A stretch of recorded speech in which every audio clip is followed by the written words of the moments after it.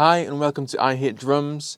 This is lesson 5 of the beginner course. In this lesson I'm going to show you how to use a metronome and also a few ways that you can use it creatively to enhance your practice and playing.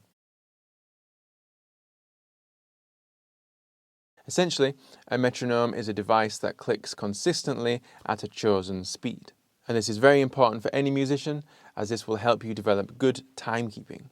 And this is especially important for a drummer because your role within the band is to keep good time for everyone. Now, if you're in the habit of speeding up when things are easy and slowing down when things get hard, this isn't keeping regular time.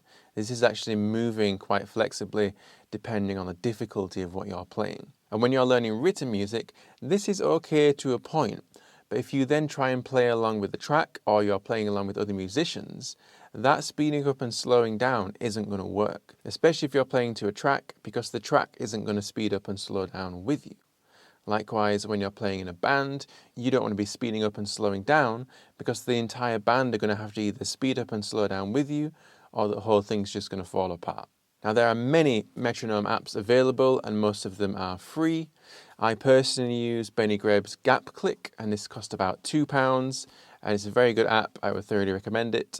But if you don't want to spend any money, which is fine, just go on Google, type in metronome and one will appear.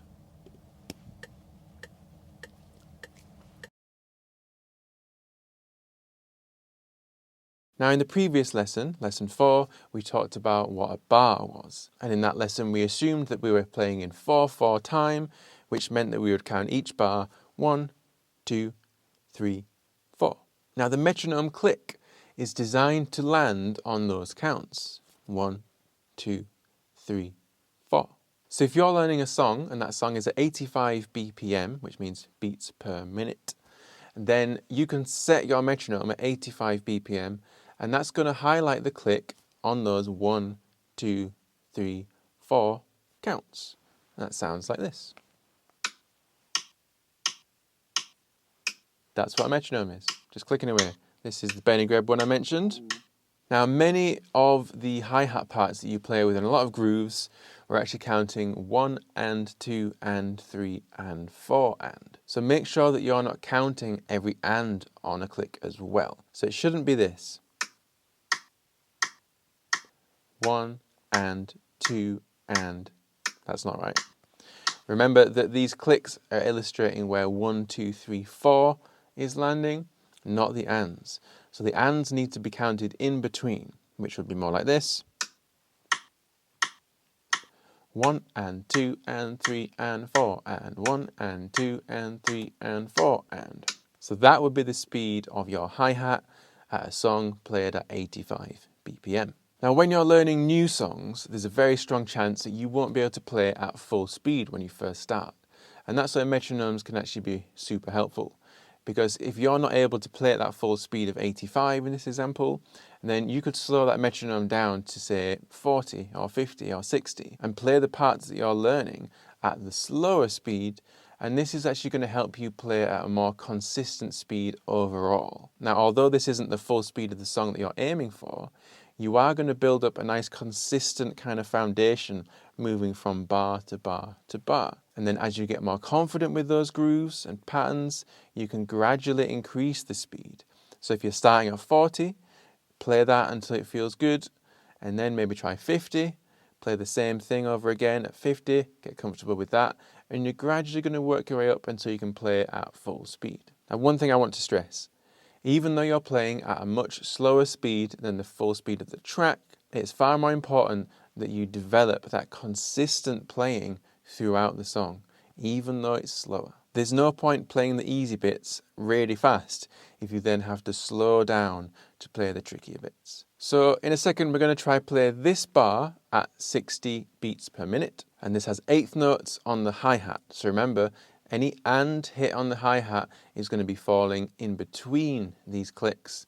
Any numbers that we're counting are going to fall on the clicks. So to begin with, let's just count at the right speed. So no playing just yet. We're just going to put the metronome on at 60 and count along to make sure we've got a good feel for that speed first.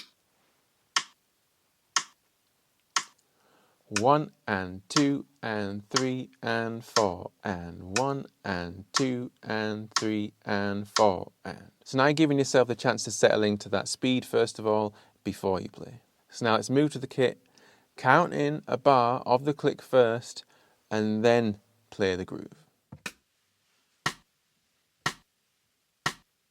1 and 2 and 3 and 4 and.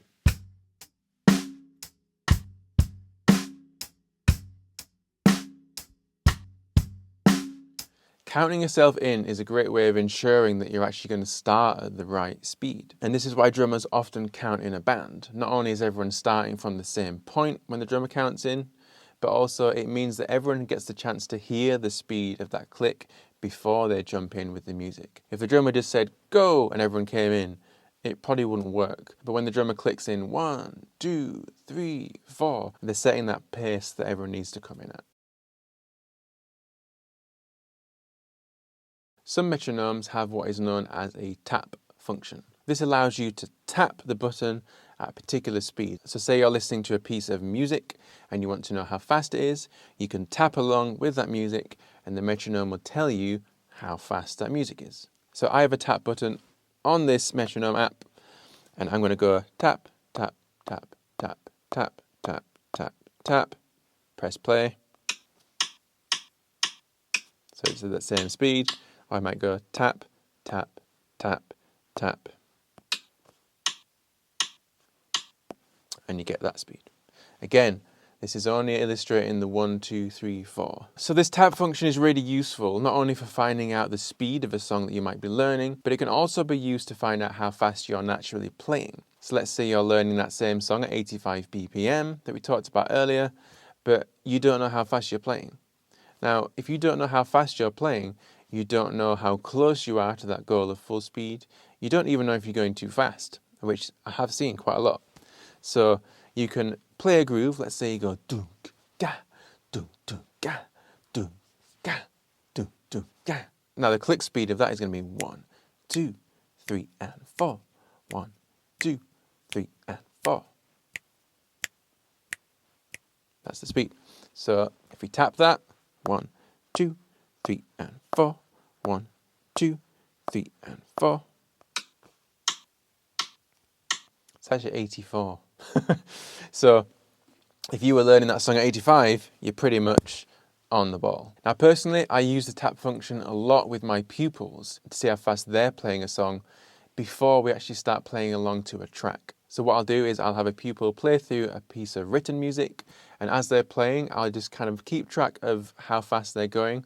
And this can change from section to section, but usually what I'll do is I will find the slowest speed that they're playing. So let's say a pupil is playing with the written music and they're playing at around 67 BPM.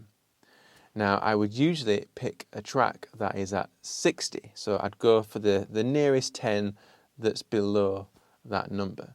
Because once the music is actually playing along, you've got another thing to think about.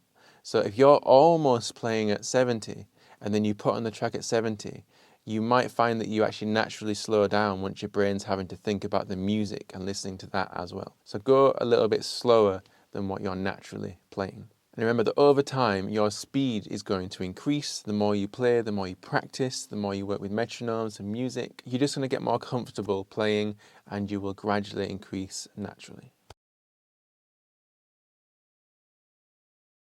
Although I have stressed the fact that the metronome click is falling on 1, 2, 3, 4, we can use this to aid certain grooves by actually increasing the click to help us get more accurate with like an 8th note groove or even a 16th note groove. So let's say that you're learning a groove or a piece of music and you're playing naturally at around 60 BPM, but you feel like maybe the and hits on the hi-hat are a little bit off and you just want to work on getting them a bit more accurate, or even maybe some bass drum patterns on an and position is not feeling quite right and you want to kind of increase how accurate that is landing on the and. Rather than playing along with the metronome click at 60, that'd be 1 and 2 and 3 and 4 and. What you can actually do is double the speed of that metronome to 120 in this case. But now you can play along at the same speed you were doing before, but now you've got this kind of click reference for all the and hits as well. 1 and 2 and 3 and 4 and 1 and 2 and 3 and 4 and.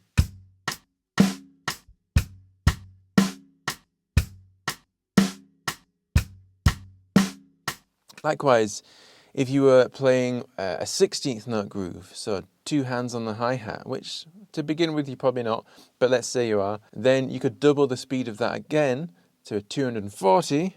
And that's going to give you a 16th note count. 1E and a 2E and a 3E and a 4E and a.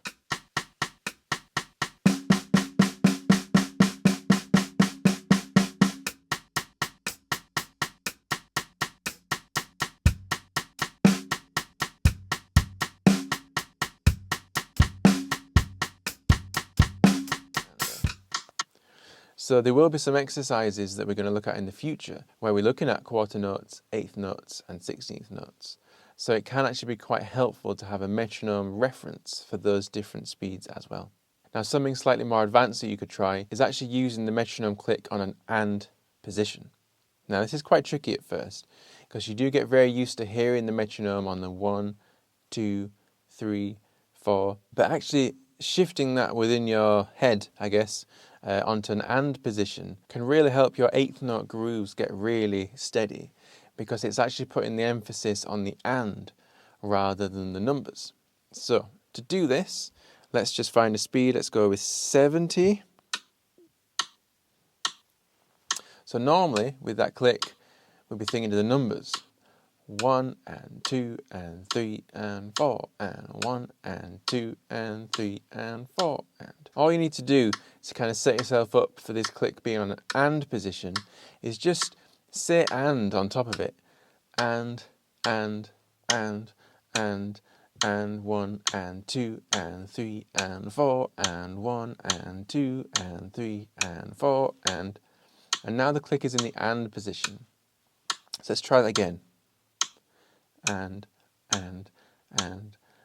1 and 2 and 3 and 4 and 1 and 2 and 3 and 4 and that can really help your eighth note grooves. And 1 and 2 and 3 and 4 and.